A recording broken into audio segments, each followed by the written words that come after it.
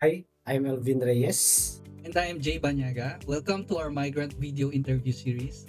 We're here today with Nadine to listen to her journey as a new migrant in Canada and have her share her experiences and insight in order to understand the different struggles that one may face in a new environment. Keeping one's hometown is challenging, and finding one's direction in an entirely different culture may be disorienting. So let us hear from our guest for today on how she managed in her situation. Hello, Sir Jay and Sir Elvin. My name is Nadine. I'm 30 years old and I have been in Canada as an international student for 6 months. What motivates you to move or migrate to Canada?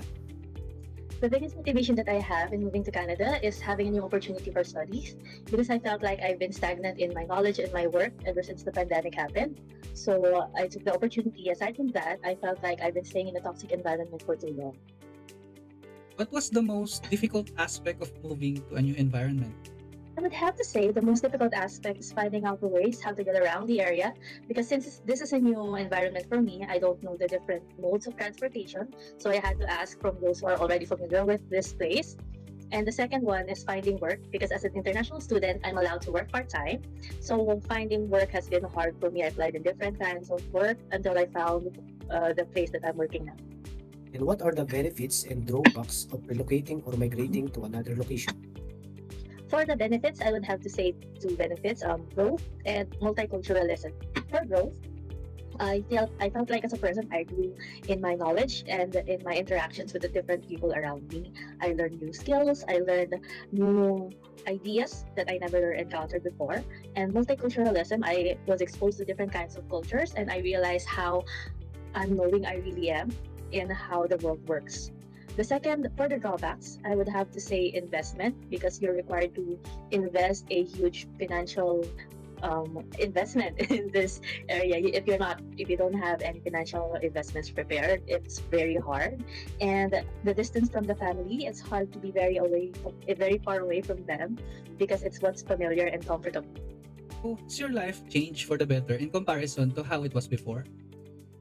I would say yes, mainly because I have the freedom to choose whatever I want now. Being alone in this new area, I have the choice to make my own schedule compared to how it was when I was still staying with my family. But it's also hard because I am away from my family who gave me the support and the sustenance that I needed before. But I would still say it's for the better. So what advice would you give to someone who is planning to relocate or migrate? The biggest advice that I would have to say is to make sure that you are ready financially, emotionally, and mentally. But the finances are the most important part because if you are not ready financially and you chose to migrate to a different area, you might find yourself in a deeper hole than you're really prepared for.